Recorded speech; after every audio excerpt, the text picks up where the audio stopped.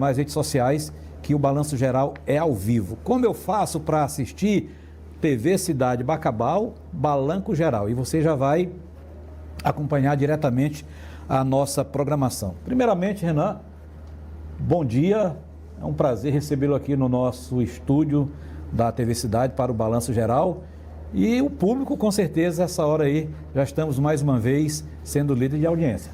Maravilhoso, uma honra estar aqui com você. Já venho de uma conversa maravilhosa anterior e vai ser um grande bate-papo. E pode perguntar o que quiser, estou aqui para ser inquirido pelo bom trabalho que você faz. Pois é, e a gente também fica feliz, não é? Já paparicamos aqui, já teve foto, já teve muita coisa, porque não é todo dia que a gente recebe uma celebridade. Eu digo celebridade porque Bacabal é uma cidade de um povo trabalhador, Bacabal é uma cidade de destaque no Maranhão e, quiçá, também no Brasil. Mas é a primeira vez que um pré-candidato a presidente da República nos dá o prazer de dizer: ei, eu estou aqui. E a gente se sente muito feliz.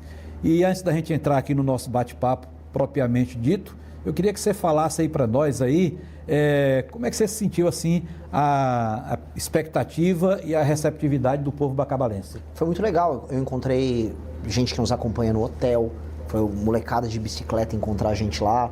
As próprias recepcionistas do hotel que a gente estava já nos conheciam. E eu tenho certeza, a gente vai almoçar no restaurante, vai encontrar mais pessoas, porque não só em Bacabal, mas no Maranhão como um todo, a nossa mensagem está ressoando, porque a gente está tratando dos problemas de Maranhão de uma maneira que eu chamo de não condescendente. O que é maneira condescendente? Em geral, o político vem aqui ficar passando a mão na cabeça de todo mundo. Eu vou cuidar de você, vou dar dinheiro, vou te dar isso, vou dar aquilo, e não fala, dos erros que às vezes a própria população comete, e 2, dos problemas reais, e 3, de como esses problemas são difíceis de resolver. E eu quero fazer isso, eu quero resolver o problema daqui.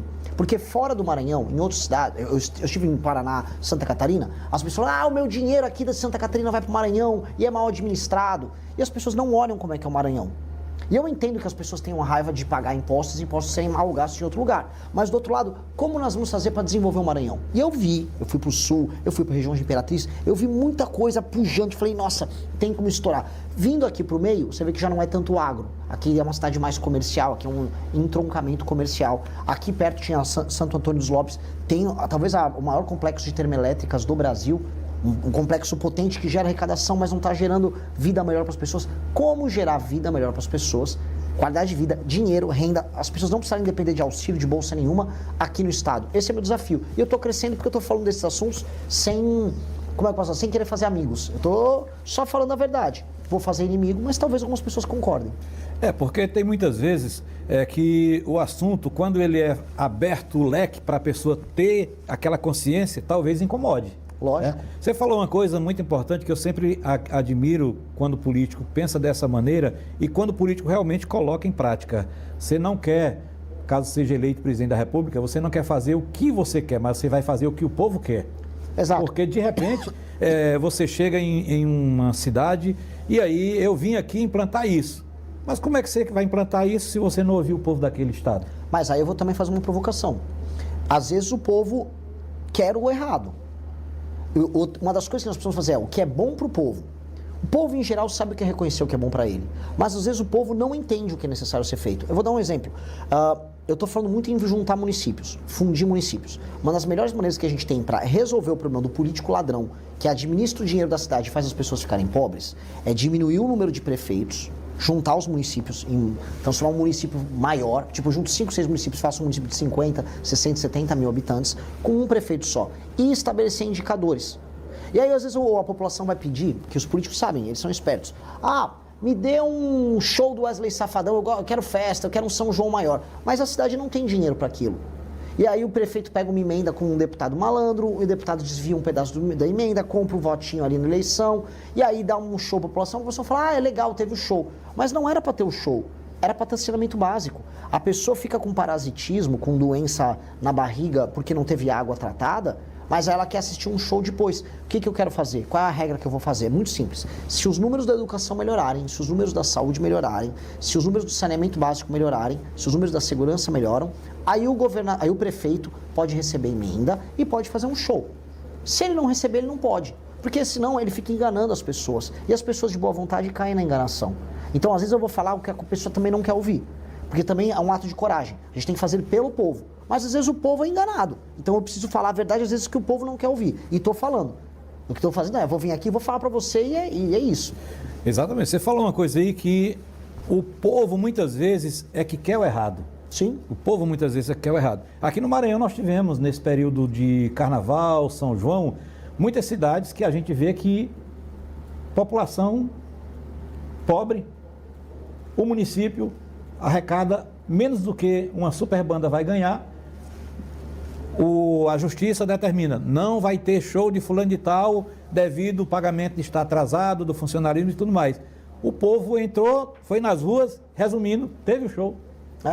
E aí? O povo está errado. O povo está errado. O povo está errado. Então, são 2 pesos, 2 medidas. Você vai encontrar grandes desafios para fazer a coisa correta. Exato. E dói fazer o certo. Porque dói porque às vezes as pessoas fazem o errado e querem fazer o errado. Eu preciso avisar as pessoas que estão nos assistindo, olha, se o seu município não está te dando segurança, educação, não está te dando uma rua bem feita, a estrada para sair do seu município está toda esburacada, o dinheiro tem que ir para lá. E não para fazer um show da MC Melody, do Wesley Safadão, do Natanzinho. O político está fazendo aquele show porque ele quer comprar o seu voto e te enganar. E eu não quero isso. Eu quero que o dinheiro vá para a coisa certa e vou fiscalizar. É isso. Minha função como presidente tem que ser essa. Senão a gente nunca vai tirar as pessoas da pobreza. Não existe coisa melhor do que você ter dinheiro, você ser dono da tua casa, ter teu emprego, teu negócio. É coisa melhor. Você ficar independente. Hoje as pessoas ficam dependentes. É o emprego na prefeitura, que o prefeito manda no emprego da pessoa. Isso acontece em muitas cidades. Uma bolsa, um auxílio. Eu não quero que as pessoas vivam assim. As pessoas precisam ter a grana delas. A gente precisa ajudar isso a acontecer. Essa questão de programas sociais, onde o povo se acostuma a receber aquele valor para se manter, é muito complicado porque afeta principalmente na falta de mão de obra. As pessoas se acostumam porque tem aquele valor mensalmente, preferem o pão e a água e aí não vão trabalhar. Isso tem o lado bom, entre aspas, para a pessoa que está recebendo aquilo, mas o lado ruim porque repercute negativamente. Não, vou te dar um exemplo. Ótimo que você trouxe isso. Pensa assim. Para um cara estar recebendo Bolsa Família e não querer trabalhar, imagina um cara de 25 anos, um cabra saudável. Tem alguém pagando isso. Sabe quem está pagando? Um cara, sei lá, aqui em Bacabal, que é um entregador de moto, um cara que é CLT e está pagando as contas dele. Tem alguém trabalhando para o outro não precisar trabalhar. Isso é muito injusto, porque o outro cara que está trabalhando paga um imposto alto e hoje os impostos sobem, os produtos estão caros. Então a pessoa que está trabalhando fica mais pobre, para o outro não precisa ficar lá trabalhando bonitão. E aí querem contratar às vezes CLT, o sujeito, não, eu vou perder meu Bolsa Família, me dá um bico, eu faço 2, 3 dias de bico. Isso é injusto. Aí eu vou escolher lado. Olha só, eu vim aqui perder votos, tá? Que político faz isso? Olhando para a câmera, se você é um homem de 25 anos e não quer trabalhar, quer só receber o Bolsa Família, eu vou chegar lá no CRAS e vou botar um formulário de frente de trabalho. Você vai fazer trabalho de tapar buraco, trabalho do governo federal, vamos tapar buraco, vamos arrumar a infraestrutura da cidade e vou pagar você. Senão eu vou cortar o Bolsa Família. Ou rala, ou rola. É isso, temos que trabalhar. Temos que trabalhar e precisa de muito trabalho. Então, aqui é um lugar de gente trabalhadora. Eu falo isso quando eu rodo lá no Sul. Cara, parem de falar as coisas que vocês não sabem, às vezes, do Nordeste. Lá tem gente trabalhadora que está na informalidade, mas está ralando. Tem muito agricultor. O problema é que surgiu aqui uma massa de pessoas malandra. E essa massa de pessoas malandra está se apropriando primeiro do trabalhador do próprio Nordeste, no município dele, e depois do resto do Brasil. Eu vou resolver isso. Tá. Com relação ainda para a gente poder passar, que tem muitos assuntos, as pessoas mandando aqui perguntas aqui, com relação aos programas sociais que a gente falou agora há pouco. Rapidamente, me responda aí. Esse programa, na sua opinião, caso seja eleito, ele deve ser mantido, ele deve ser reformulado ou ele pode ser substituído? Qual dos? Vamos falar nos programas sociais de um nível geral. Tá, no nível geral, vou dar um exemplo. Tanto no BPC quanto no Bolsa Família tem muita fraude. Tem que passar no pente fino para tirar fraude. Quem não está precisando do benefício, vai perder o benefício. Por exemplo, tem gente que pega o BPC, pega um laudo falso de autismo, tá na moda agora, todo mundo, eu tenho autismo. Pega o laudo falso, aí pega um salário mínimo por mês, enquanto tem uma pessoa trabalhando para pagar isso. Tá errado. Eu vou passar pente fino nisso. 2, cidades em que grande parte da população está no Bolsa Família, o governo federal tem que colocar junto com o município frente de trabalho. Estabelece frente de trabalho, aí a pessoa, vem trabalhar 4 vezes por semana, 3 vezes por semana, eu te pago um valor maior que o do Bolsa Família, aí você trabalha por hora junto com o governo. Vamos recapear essas ruas, vamos fazer um trabalho de instalação de poste elétrico, especialmente os homens. Porque às vezes a mulher é casada, tem uma criança, aí tem que cuidar da criança em casa. Mas e o homem de 25, 30 anos de idade que quer receber um Bolsa Família e às vezes faz um bico? Não, esse eu vou botar para trabalhar. Então, essa reformulação haverá. Então, tem jeito, você observou aqui que o programa, o projeto e as ideias do nosso convidado, Renan, caso seja eleito presidente da República, tem jeito dos programas sociais continuarem, mas desde que cada um dentro da sua normalidade. Sim. Renan, acompanhei aqui alguma coisa e você falou uma frase que chamou muita atenção e, ao mesmo tempo, também causou preocupação. Prendeu, matou. Prendeu, matou. Tá? Eu vou lhe contar rapidamente o que aconteceu aqui no nosso município. Eu tenho que falar da minha realidade porque é o que nós vivemos, né? Uma mulher, ninguém sabe se ela é doente mental ou se foi para se aparecer, chegou na delegacia aqui de Bacabal e fez uma denúncia contra um cidadão, que o cidadão estaria ameaçando ela e isso, aquilo, outro. Resumindo, o cidadão passou 7 dias preso. E nós, como imprensa, porque nós que trabalhamos aqui, a gente já sabe quem é malandro, quem não é, até rapidamente daquele. Sim. E eu aqui da TV Record, os demais colegas, nós falamos que aquilo estava errado. Por que não fizeram uma investigação mais profunda para saber se o cara era culpado ou não era, tudo mais? Não, a vítima não quer ser reconhecida, que tem horror de ver o cara. Resumindo, o cara inocente, o cara ficou 7 dias preso, foi solto e depois a mulher veio simplesmente pedir desculpa. Prendeu, matou. E aí? Pois bem, o Prendeu Matou surgiu como um grito. Eu estava fazendo um programa ao vivo e eu falei, havia sido assassinado lá em São Paulo um ciclista na frente de um parque. Foram lá, tiraram o celular da mão dele, deram 3 tiros no cara, mataram ele, caiu no meio do chão e eles foram embora com a moto, levaram o celular dele, mataram uma pessoa na maior uma banalidade. Eles eram faccionados. O que se faz com um faccionado? Só existem 2 opções. Eu não quero recuperar faccionado, eu não quero ensinar o faccionado a virar uma pessoa melhor. Eu quero prender ou matar o faccionado. Então, o caso que o senhor me listou aqui é um caso de uma injustiça. É uma denúncia, não estou falando para aparecer aí na rua prendendo e matando pessoas.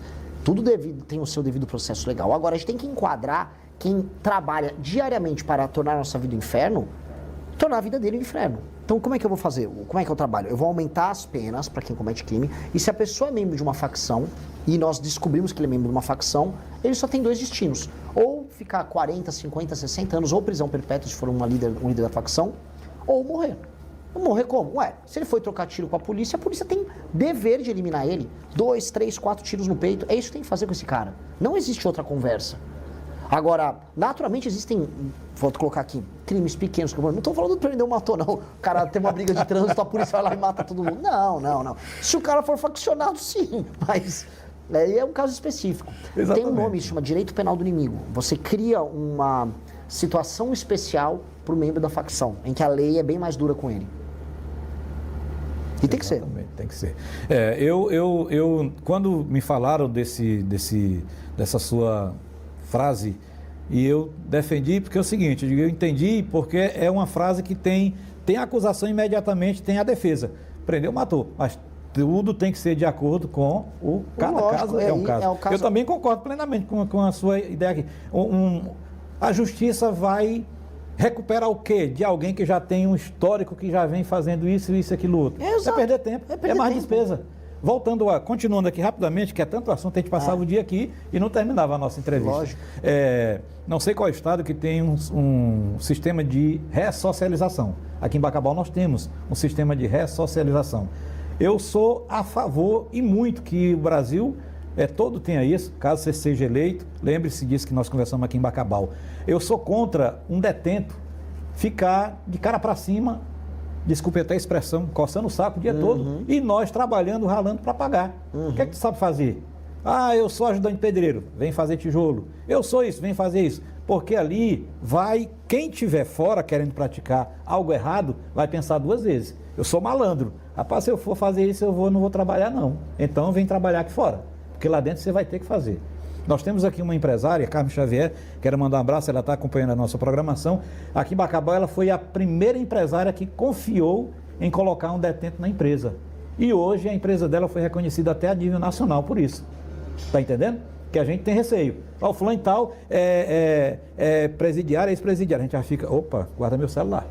Mas não, ela deu essa chance e está dando certo. Bacabal hoje tem um centro de ressocialização que vem Para colocando as ex-detentos. pessoas para detentos. Não, para o detento. Para detentos. Não, legal, eu gosto. Ele está lá, mas ele vem, passa o dia trabalhando e retorna. Mas retorna isso aí mesmo? retorna. E vai diminuindo Mas para a crimes pena de... Não, aí tem todo um estudo, um perfil da pessoa, porque também você não vai botar qualquer um. É isso tá que eu ia falar. entendendo? Para mim, um criminoso violento de periculosidade, membro de facção, Não. ele tem que, na verdade, trabalhar dentro da cadeia, tem que ter um espaço para trabalhar. Aí cada caso é um caso, é por isso que eu estou te falando. Agora, Caso haja um centro de ressocialização, porque você sabe, malandro é malandro, certo? Então, no momento que ele souber que ele, naquele local ali, ele vai ter que trabalhar, ele vai pensar duas vezes. Sim. É tipo, como você falou, prendeu, matou. O cara vai pensar, pai, Deus me defenda. Não, vou ter que trabalhar, vai ficar maluco. Pois é. O vagabundo, e você falou uma coisa que é muito boa. O vagabundo, antes de tudo, tem que ter medo. A coisa que mais convence um vagabundo a não cometer um crime é medo de ser pego. E caso ele seja pego, ele tenha que ficar trabalhando na cadeia e ficar muito tempo lá na cadeia. Isso é uma desgraça. Então a gente tem que demonstrar que o governo vai prender. E lá na cadeia ele tem que ralar, porque eu acho o seguinte... Tinha agora o auxílio detento. Uma página seguinte, você que está me assistindo foi assaltado em casa. Você foi assaltada. Aí o assaltante, ou foi assaltado na rua, botou o celular. Se o assaltante vai preso, a família dele recebe um auxílio. E você que foi roubado, não. Isso é tudo o contrário. No Brasil, uma vez eu fui contar para uns americanos isso. Explicaram, no Brasil tem um auxílio detento. Os americanos começaram a chorar de rir. Eles, mas vocês são malucos? Eu falei, são as coisas no Brasil.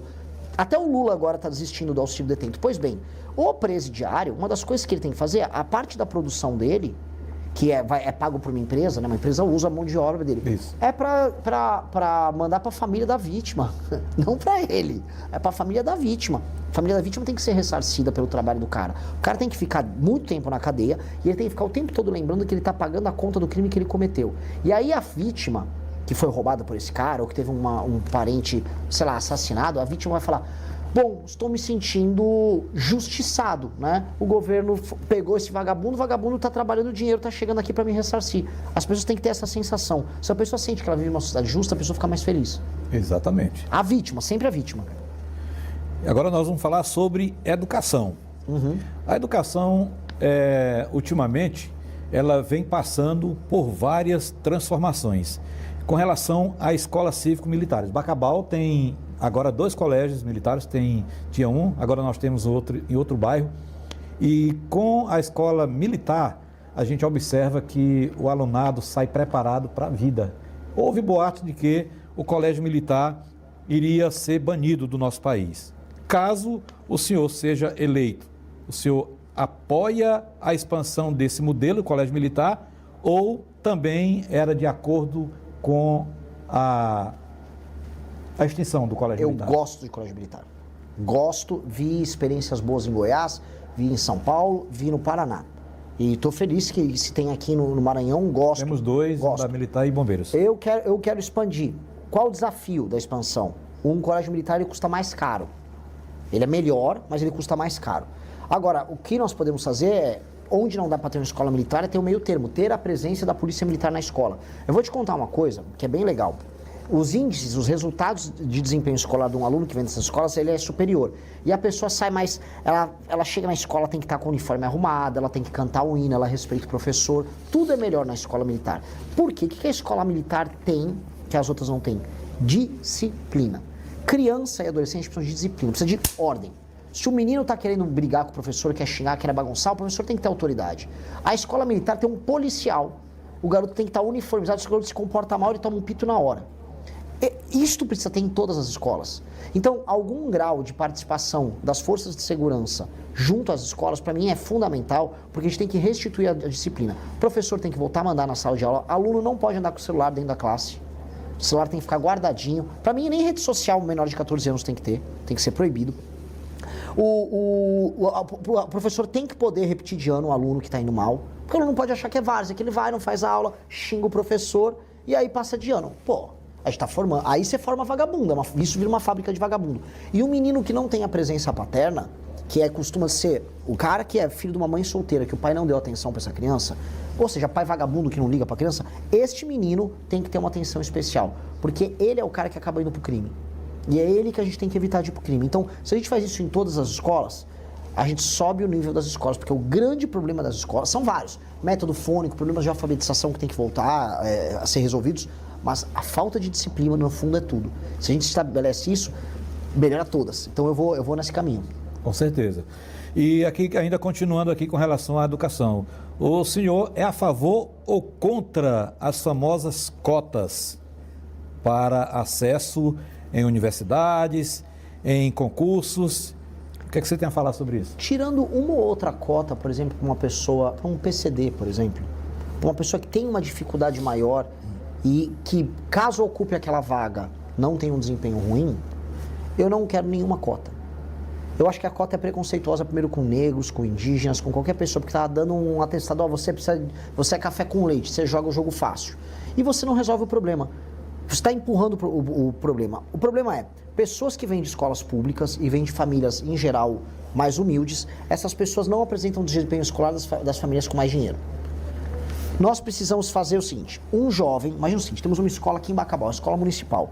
A gente tem que identificar os meninos e as meninas estão tirando as notas mais altas e, no nosso programa do governo federal, dar um prêmio em dinheiro para a família dela. Se o seu filho está tirando nota alta, eu vou te dar um prêmio. E mais, os melhores alunos, nós vamos pagar a mensalidade deles nos melhores colégios da região. Vou colocar o seu filho no melhor colégio da região e ainda dou uma bolsa para a família. Porque aí eu vou formando esses alunos na base, em todo o Brasil, aos milhares. E aí eles vão para as melhores escolas e aí eles concorrem, seja negro, seja pardo, seja branco, seja índio. Na igualdade. Na igualdade. Aí ele faz o vestibular igual. Porque é injusto, não é? Uma pessoa vai lá e entra por cota enquanto a outra estudou e não passou. Então você está estimulando as outras pessoas a não estudarem. Isso é muito ruim. Até porque a gente sabe que essa questão de cota tem vários requisitos que alguém vai ser prejudicado. Lógico. Aqui em Bacabal, Renan, o prefeito atual, ele está dando um incentivo, se não me engano, parece-me que de R$1.000 para 2.000 alunos da rede pública, os que tiverem melhor desempenho. Ele está fazendo isso? Está fazendo isso aqui em Bacabal. Vou te falar, não conheço, mas aplaudo a iniciativa. Pois é. Porque tem que ser em desempenho. Tudo na vida você tem que premiar o desempenho. Aquele programa Pé de Meia, que eu não gosto, ele premia a frequência, ou seja, o aluno tem obrigação de ir para a escola. Aí eu vou dar o dinheiro porque ele está cumprindo a obrigação dele. O caso aqui é desempenho. Inclusive, cadê o meu cinegrafista? Ele deu uma saída, ele disse aqui, a gente comentando sobre isso, Salomão, o meu filho não quer mais nem saber de celular, é só estudando. Papai, eu quero ganhar no final do mês para a gente fazer uma viagem. É isso. Quer dizer que é o interesse, não é? Olha, eu vou te falar, tá? Eu vou até atrás dessa informação que você está me dando, para divulgar. Quando eu tô aqui no Maranhão, eu divulgo coisa ruim e coisa boa que acontece. Se isso está acontecendo aqui, é o exemplo que eu quero para o Brasil. Exatamente. Os melhores alunos vão ter prêmio e a família tem que perceber. Olha, chegou meu cinegrafista. O filho dele não quer mais nem saber de videogame, nem de brincar. É verdade? Ele quer ganhar o valor para poder levar ele e a mãe para passear, para um passeio. E tá tirando nota alta? É assim que tem que ser. Aí esse menino, olha só o efeito positivo dessa medida.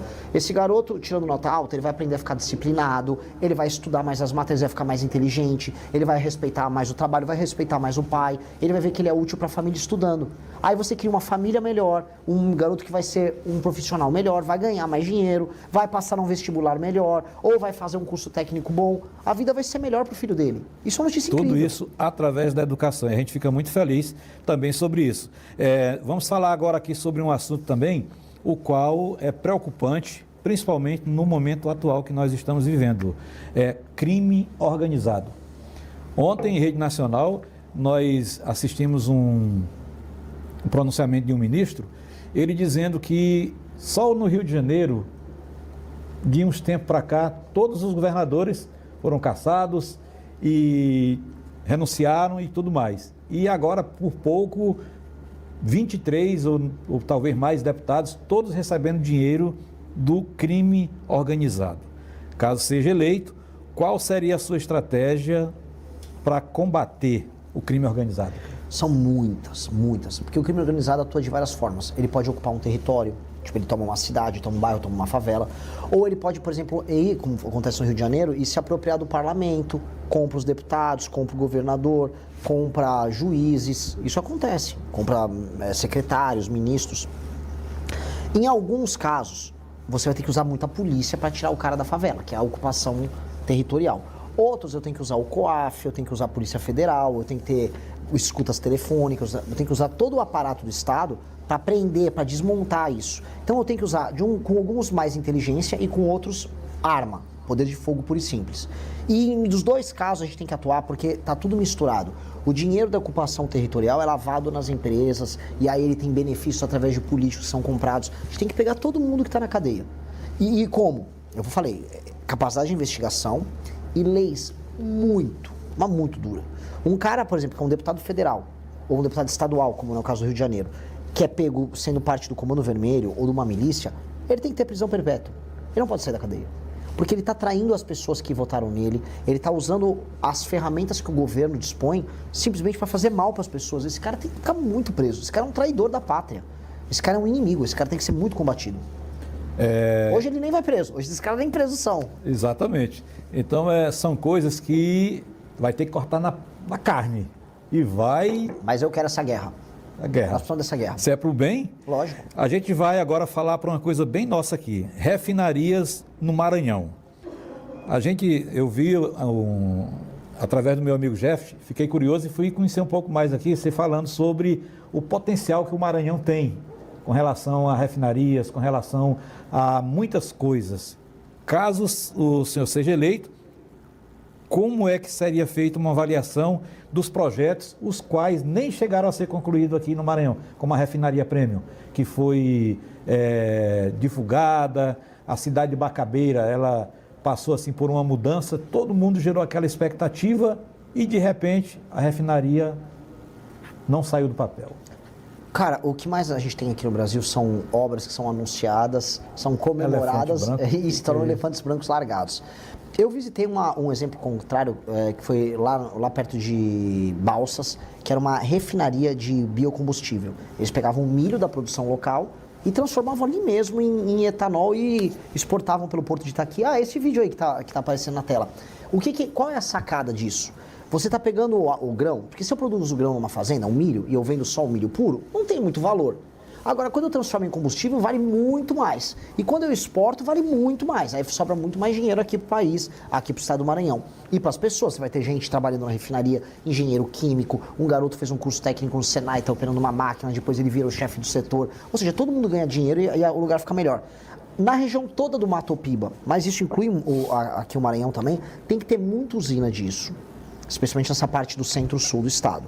No meio do estado, e também no norte, onde tem muita incidência solar e aí onde bate vento também, temos que botar usina eólica e usina solar, energia eólica solar de monte, e fazer um grid, os investimentos de infraestrutura para conectar a energia ali e você tem um lugar produtor de muita energia. Aqui é um estado que ele foi abençoado pelo sol, sol bate muito, e temos que usar isso a favor do Maranhão, igual o Rio Grande do Norte está fazendo, igual o Ceará está fazendo. E aí você transforma aqui um lugar capaz de receber, e isso aconteceu no Ceará agora, data center. Cara, o mundo todo vai precisar ir para os lugares onde tem energia barata. Dá para trazer data center para cá, igual foi para o Ceará. Vamos trazer data center, vamos trazer emprego de qualidade, vamos pegar a base de Alcântara, que é uma base super privilegiada para fazer lançamentos espaciais, e vamos fazer um polo de tecnologia aí. Eu mesmo vou pegar, virando presidente da República, vou pegar um avião, vou lá encontrar o Elon Musk, falei, vem para cá, Elon Musk, vamos investir na base de Alcântara, vamos fazer peça de foguete da SpaceX aqui no Maranhão. Imagina os empregos que viriam. Seria maravilhoso, então a gente tem que ter essa ambição. Você viu só, a gente só tem que falar aqui, ó, refinarias, aumento da capacidade produtiva, energia barata, a gente já está falando de coisas de primeiro mundo aqui no estado. Exatamente. Dá pra gente fazer o estado avançar. Basta querer, eu acredito que o Brasil tem jeito, basta querer. De refinaria está bem perto aí dos combustíveis. Você que está rodando aí o Brasil inteiro, dá para explicar para a gente aqui por que esses preços continuam altos? O Brasil depende de diesel e de gasolina também, em geral, feitos em refinarias que não estão no Brasil e feitos de petróleo. Petróleo, para quem está nos assistindo, petróleo ele é um commodity, ele é um produto que é vendido no mundo todo. Os maiores produtores estão no Oriente Médio, onde tem ali o Irã, onde tem o Iraque, onde tem basicamente os lugares em crise, em guerra, onde tem a própria Arábia Saudita. Na Rússia, que está em guerra com a Ucrânia. Tem os próprios Estados Unidos, tem a Venezuela. O que todos esses lugares têm em comum? Tá todo mundo em guerra, tá todo mundo brigando. Como esses lugares estão em guerra, o petróleo, né, começa a ser regulado e aí você começa a ter crise internacional no preço, o preço aumenta. Aí impacta aqui no Brasil. O que a gente tem que fazer? A gente produz muito petróleo, a gente tem que ter as refinarias no Brasil para a gente produzir o próprio petróleo, manter ele aqui em diesel e gasolina, só que tem uma dádiva, por isso que eu falei no meu vídeo que o Maranhão pode ser muito parte da solução. É o biocombustível. Hoje dá para fazer etanol de milho, dá para fazer etanol de cana, dá para fazer biodiesel de cana. A gente tem que ter biodiesel sendo feito por aqui, que aí a gente usa isso para baixar o preço do combustível. E aí o Brasil ficar autossuficiente. Isso tem que ser uma meta dos próximos presidentes. E que meta, não é? Porque o desafio muito grande, a gente observa aí que mesmo com a guerra, a gente aqui acompanhando apenas através do noticiário, mas nós somos atingidos quase que diariamente. Até o pequeno produtor, até o pequeno comerciante que ele quer aumentar alguma coisa, ele já é por causa da guerra. Nós não temos nada a ver com a guerra, mas ao mesmo tempo a gente está dentro da guerra indiretamente. E outra guerra que estamos tratando, Renan, é sobre a vulnerabilidade do INSS. Você sendo eleito presidente, que medidas adotaria sobre tudo isso que está acontecendo? Olha, o escândalo do INSS, ele começou já há mais de 10 anos e ele acelerou muito agora no governo atual do Lula. É um escândalo bizarro. Tem, né, o Everton Rocha aqui do Maranhão envolvido.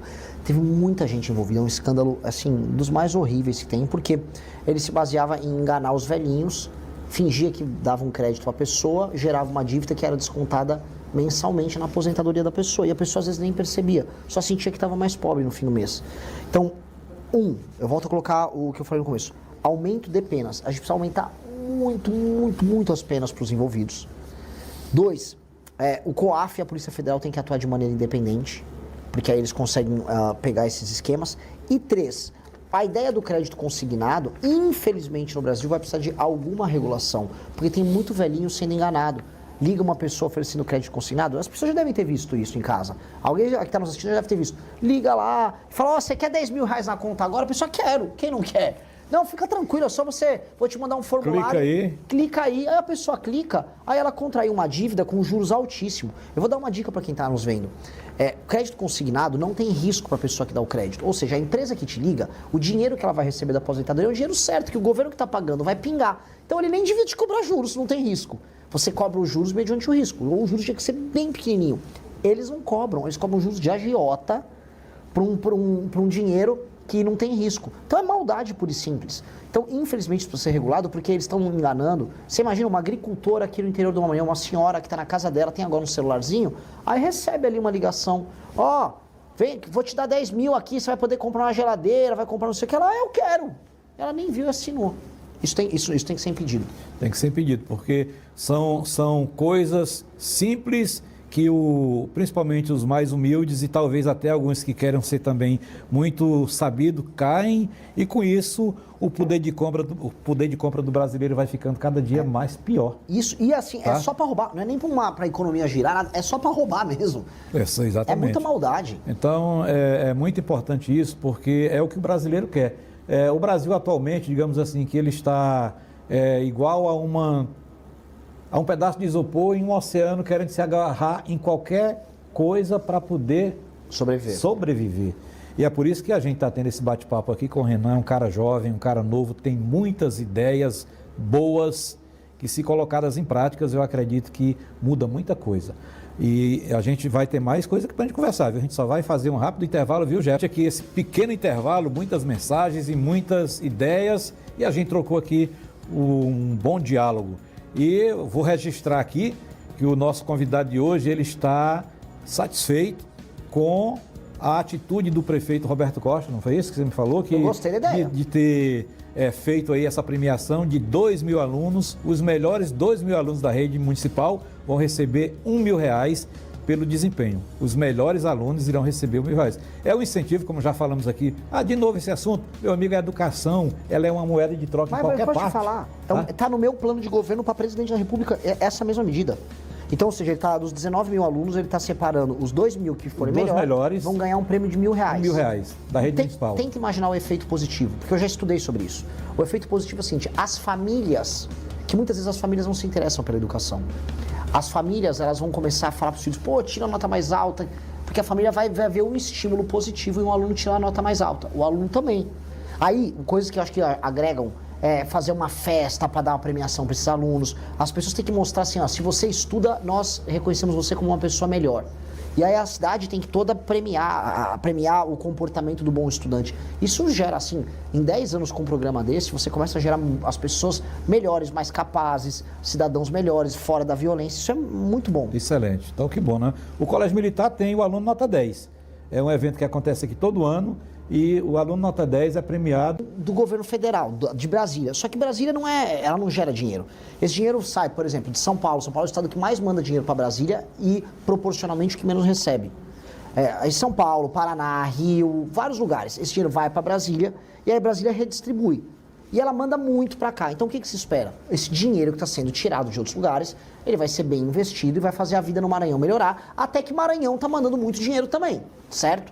Que essa é a ideia de um pacto. Você ajuda o que está mais fraco e o mais fraco cresce, aí todo mundo se ajuda. Pois bem, a elite política daqui, do Pará, do Piauí, do Acre, do Amapá, Ceará, eles não fazem essa lição de casa. Eles pegam o dinheiro, os políticos administram dinheiro para eles, fazem um populismo, festa show, não administram bem, a vida continua ruim para as pessoas, e aí começa todo mundo a ficar bravo. Por quê? Porque a galera lá de baixo, e eu conheço, eu sou de São Paulo, rodo Paraná, rodo Santa Catarina, o pessoal fala, pô, não aguento mais pagar tanto imposto. Sim, o seu imposto está indo pagar para um político malandro que não melhora a vida das pessoas. E aí os caras lá de baixo falam, Renan, e aí, como é que fica isso? E a galera daqui, e aí, Renan, como é que resolve isso? Pois bem, o único caminho para você resolver isso e deixar todo mundo feliz é, o dinheiro que vem para cá, ele tem que ser condicionado a desempenho. E como é que é desempenho? Um prefeito e o governador do estado tem que bater meta. Por exemplo, o Maranhão, você tem ainda 15% de analfabetismo. E aí um governador continua recebendo dinheiro para investir em educação e você tem 15% de analfabetismo? Poxa, isso é injusto. Então, assim, tem que ter uma política de metas, tem que reduzir isso para 1%, para 0%.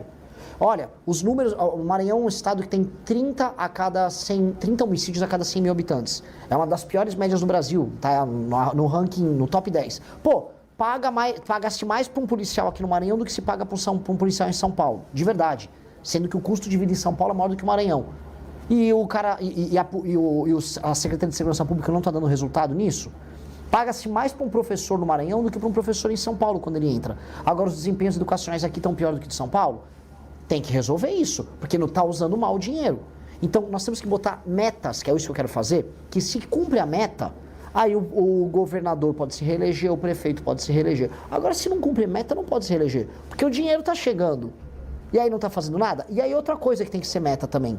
Aqui no Maranhão, caso as pessoas que estão assistindo não saibam, o ICMS é talvez o mais alto do Brasil. Se não for o mais alto, um dos mais altos do Brasil. Ou seja, se alguém quer abrir uma empresa aqui no Maranhão, é muito mais caro, muito mais difícil do que abrir uma em São Paulo. Ou seja, além do governador, dos governadores, dos políticos da região não fazerem a lição de casa com o dinheiro que vem de lá, eles não ajudam nem um cara a montar uma empresa aqui no Maranhão. Então, pô, aí não dá, né?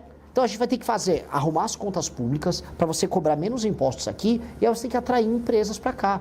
E as empresas têm que faturar, gerar empregos, aí gera impostos aqui e aí depende menos do dinheiro, cada vez menos. E ao mesmo tempo, boas políticas aqui têm que ser premiadas. Eu vou dar um exemplo, não conheço o prefeito aqui, então não posso falar nem bem nem mal. Já uma vez eu dei uma castanhada dele lá no negócio de um jogo do Palmeiras e do Flamengo. Mas, do jogo, se esse prefeito entregar números de educação melhores, porque essa política que ele está aplicando funcionou, ele tem que receber um prêmio por isso. Ele tem que ser premiado. Então, bons prefeitos têm que ser premiados e maus prefeitos têm que ser punidos. Porque o dinheiro que está vindo ainda é o dinheiro que está vindo de outros lugares. E é isso que eu proponho. Você vai pegando e gerando desenvolvimento e aí ele depende menos do dinheiro que vem de fora, porque vocês aqui estão gerando dinheiro. E é bom você gerar dinheiro aqui. Sabe por quê? Lugar que gera dinheiro e que paga imposto é o lugar que a população fica rica. É por isso que lá para o sul, São Paulo, Santa Catarina, a renda das pessoas é mais alta.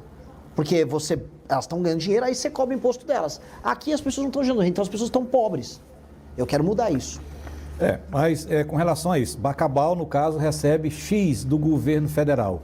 As cidades que vêm buscar o serviço aqui em Bacabal, elas recebem também. Não seria a hora desses municípios, o qual Bacabal administra, também fazerem parte tanto do prejuízo como também da renda que Bacabal Isso recebe, é uma porque Bacabal recebe X, não sei quanto recebe.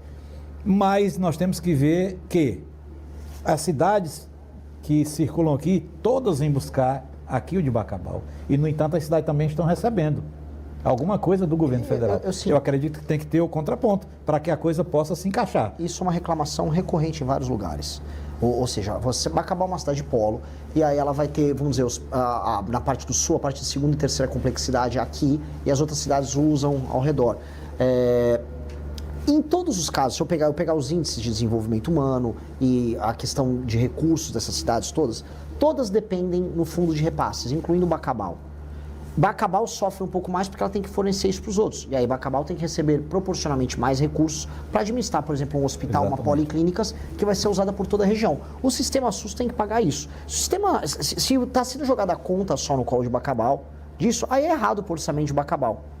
Mas o desafio que eu estou colocando para todo mundo é: Bacabal e todos esses municípios têm que gerar mais receita. Porque, por enquanto, o Maranhão está muito para trás do resto do Brasil, porque não estão gerando receita. E gerar receita nós temos que ter atividade produtiva, as pessoas gerarem grana, porque aí isso vai pagar tudo. E aí uma cidade não vai ficar brigando com o Bacabal, eles vão ficar querendo levar a coisa para a cidade deles. Exatamente, entendeu? não ficar na dependência. Lógico, não ficar na dependência. Renan, estão me dizendo ali que o tempo está quase chegando aqui, mas vamos ficar aqui mais alguns minutinhos. Antes da gente encerrar, eu queria falar, é muita coisa para fazer pelo Brasil, é muita coisa para mudar pelo Brasil. Você sendo eleito, 4 anos, dá para fazer tudo isso? O principal dá. Destruir o crime organizado no Brasil, mudar as leis penais para que bandidos fiquem presos pro resto da vida dele, que gente que te assalte, gente que rouba a tua casa, sofra bastante. Isso dá para mudar. Para acabar com facção, dá para acabar. Para fazer o que você não precisa ter muro na tua casa, dá para acabar. Dá para fazer uma reforma fiscal no Brasil que diminua juros para você poder comprar os produtos mais baratos, que consiga começar a diminuir o imposto também para você comprar as coisas mais baratas. Dá para fazer isso, dá para isso gerar emprego e dá para fazer essa reforma que eu estou falando, que eu chamo de reforma administrativa dos municípios, que vai fazer com que todos os serviços públicos de saúde e educação melhorem muito. E aí a pessoa, no final desses 4 anos do meu governo, já comece a ver, está começando a ficar bom. Eu acho que isso dá. Não dá para resolver todos os problemas do Brasil, eu estaria mentindo. Eu vou fazer o seguinte: o Brasil é como se fosse um doente. É um doente que está no hospital. Eu vou dar os remédios certos e em 4 anos o doente já sai do hospital. Voltou a andar, está encontrando a família. Eu não estou prometendo que ele vai disputar uma maratona, porque vai demorar um pouquinho mais. Mas se fizer o que eu estou falando e o plano que o meu partido tem, em 30 anos, o Brasil é um dos 5 maiores países do mundo. Um dos 5 países mais importantes do mundo, junto com Rússia, Estados Unidos, China e Índia. São os 5 que vão mandar no mundo, e um deles terá o Brasil. É só tocar esse plano. Agora vamos aqui rapidamente um bate-bola, respostas pequenas e rápidas, né? Fake news. Eu sou contra, mas existe, né? Muito. Já fui vítima. Judiciário e política. Uma vergonha. Alexandre de Moraes. Outra vergonha. STF e suas decisões. Outra vergonhíssima. Trabalho escala 6x1. Acho ruim, mas tem que mudar toda a CLT. Segurança na maioridade penal. Reduzir a maioridade penal. Se foi homem com 12 anos de idade para cometer um crime hediondo, vai ser homem para ficar em cana. Armas. Acho que a pessoa tem o direito a ter arma em casa para se proteger e o agricultor para proteger a sua propriedade. Você é contra ou a favor da reeleição? Por princípio, eu acho que deputados podem se reeleger, mas a reeleição está estragando prefeitos, governadores e presidentes. Pois é, esse é o Renan Santos. Quero agradecer aqui, estou recebendo aqui mensagens que lá em Vitorino, Freire, muita gente assistindo aqui a nossa programação. Quero mandar um abraço para o meu filho, que é policial. Foi promovido recentemente para sargento, disse que está acompanhando lá em Vitorino Freire, gostou muito da sua presença e também da nossa apresentação. E é claro, né, o pai ele tinha que dizer que estava bom, né? Um beijo, meu filho. Um beijo também para ele. Policial é um guerreiro nosso, né? Exatamente. E nesse momento estamos sendo assistidos no terminal rodoviário, em um telão gigante, Estamos sendo assistidos lá no SAMU, Pronto-Socorro Municipal, lá na UPA e em vários pontos mercado da Vila São João também. Quer dizer que muita gente acompanhando e é isso que o Brasil quer. Novas ideias, novos projetos, novos políticos, novos pensamentos. E a TV Cidade lhe apoia, está aqui de braços abertos para todo tipo de informação. E agora fique à vontade aí para as suas considerações finais. Olha, eu primeiro te agradeço demais a oportunidade. Uma entrevista, assim, passou por praticamente todos os temas. Aprendi, estou muito feliz com o que me contou aqui da cidade, que eu vou atrás. Isso aqui eu quero ver uma proposta que eu tenho sendo feita por alguém e eu quero ver os resultados. Estou muito feliz de ver isso. Meu recado para todos é: sonhem que o seu país pode ser melhor. Você não precisa ser dependente de auxílio, de bolsa pro resto da tua vida. Você não vai precisar achar que você vai precisar se mudar para outro estado para tentar um dia arrumar um emprego, procurar uma oportunidade melhor. Você não tem que se esconder do bandido, não tem que andar na rua com medo do seu celular ser roubado, hoje entrar na tua casa ou roubarem tua moto. Você pode viver num país sério, num município sério, num estado sério. Basta a gente ter as ideias certas na cabeça. As ideias certas são ideias que impõem lei e ordem, que matem vagabundo, que façam o seu imposto ficar barato, que façam os seus produtos ficarem baratos, que façam você ter trabalho e que façam você confiar mais nas pessoas ao teu redor. E nós queremos construir isso. É apenas esse meu recado. Agora, o que era para ter começado com isso, nós vamos finalizar. Rapidamente, quem é o Renan? Renan é um cara de 42 anos, nascido em São Paulo. Filho de uma família de classe média num bairro operário lá de São Paulo, o bairro da Moca. É um cara que sonha em viver no seu país, não como um país apenas que existe no mundo largado, mas um país que será ouvido pelas maiores nações do mundo. Um país que é respeitado pelos Estados Unidos, respeitado pela China, um país que você vai poder cruzar ele de avião, de carro, de ferrovia, você vai poder escoar seus produtos, que você vai comprar a tua casa, você vai poder comprar as coisas que você quer de maneira feliz e altiva, sem depender do governante cuidar de você, porque não existe governante cuidando de você. Você tem que ser capaz de cuidar de você e se emancipar igual o Brasil precisa se emancipar. Eu sou o cara que sonha em fazer isso. Tá? Eu estou dedicando minha vida a isso, sou presidente de um partido político, mais jovem presidente hoje de partido político do Brasil, e eu vou tornar o Brasil esse país, querendo ou não, enfrentando todos os poderosos que seja. Esse é o Renan Santos e o Renan Santos gosta de brigar. É isso.